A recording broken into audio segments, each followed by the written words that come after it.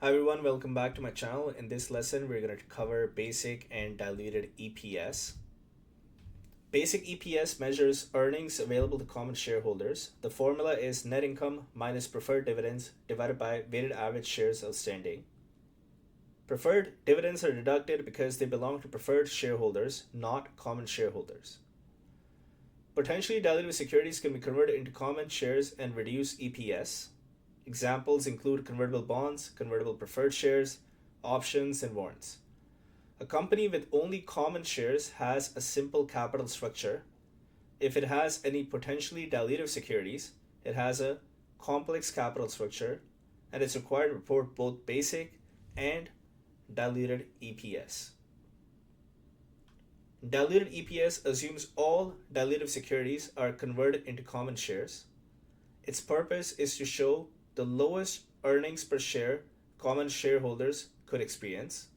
The formula is net income plus after-tax interest saved plus preferred dividends saved divided by current shares plus any new shares created through conversion.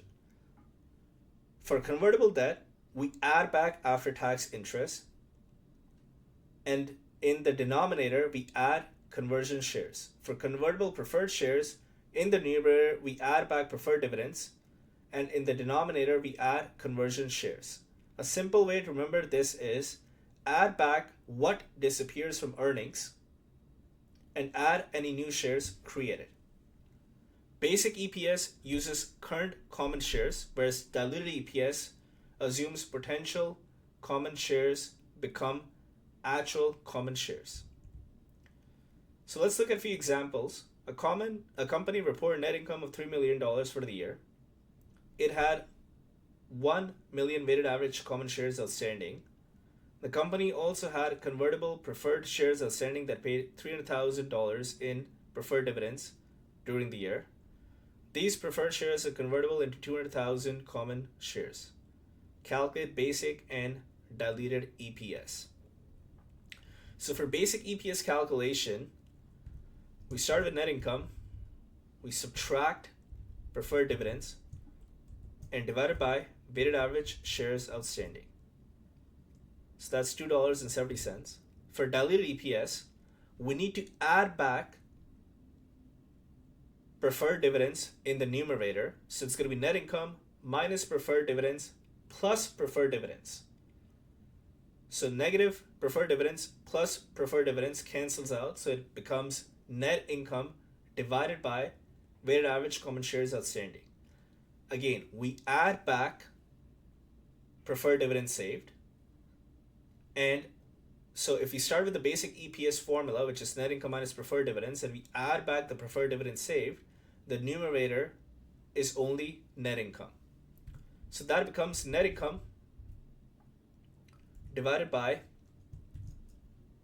weighted average shares outstanding, and in the denominator we add the new shares that were created because of preferred shareholders converting into common equity.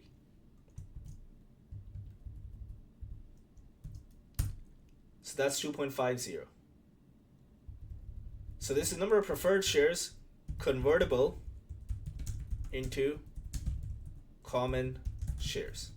Because you read the line, these preferred shares are convertible into 200,000 common shares.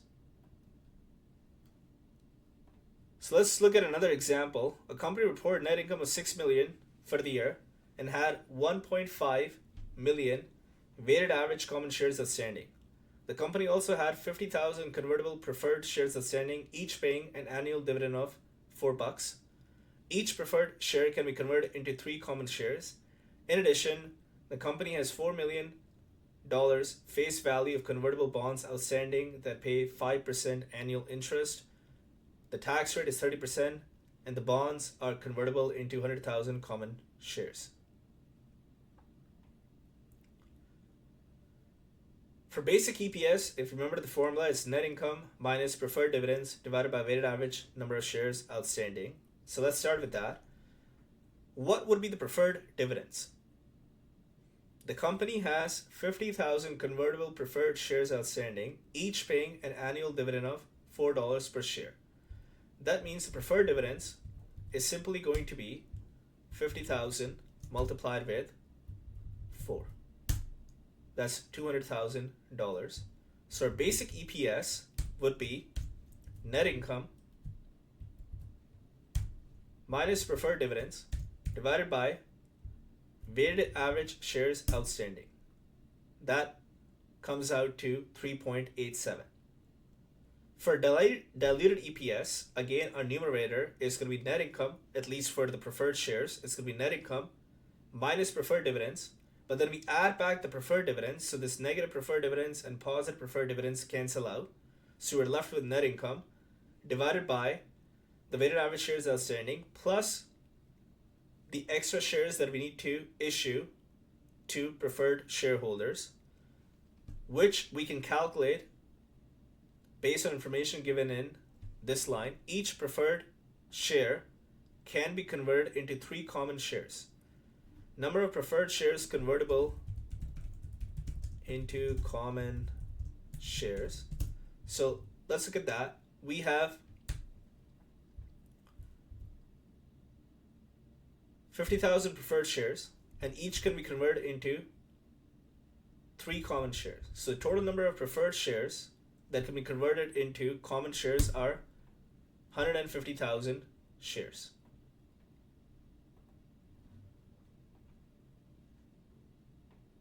Then we have to look at the after-tax interest that we save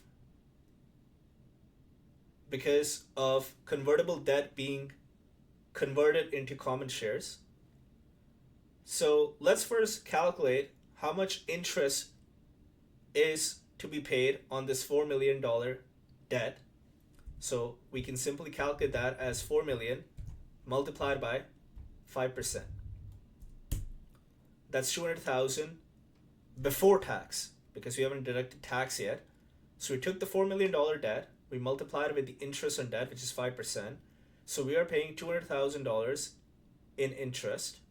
However, the after-tax interest is going to be multiplied with open parentheses 1 minus the tax rate, which is 30%. So the after-tax interest is $140,000.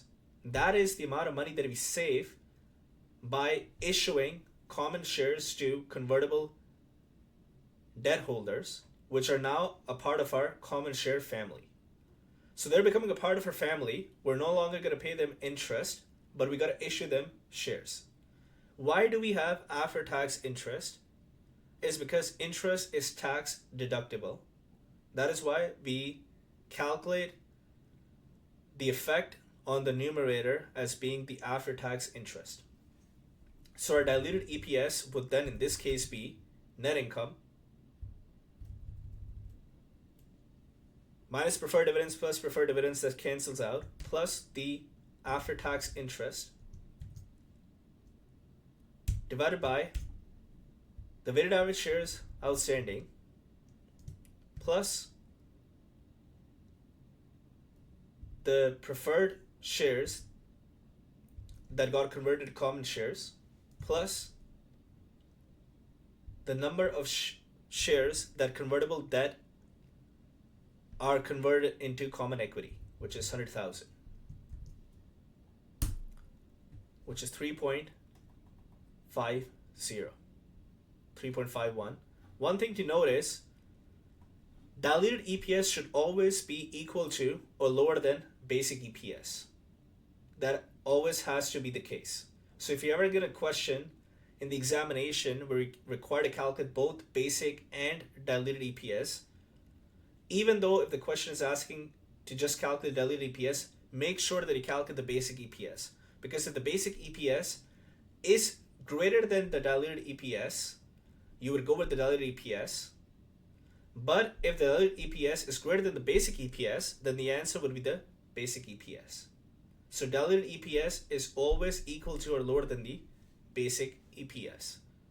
Again, in this question, we first calculate the numerator, which was net income minus preferred dividends plus preferred dividends plus after-tax interest saved divided by the weighted average number of shares outstanding plus the shares that we get from converting preferred shares plus the shares that we get from converting convertible debt into common shares. Hope you like this video. I would be creating another video on this topic where we will look at more examples, especially related to options. So please subscribe to make sure that you can get access to those videos. Have a nice day ahead.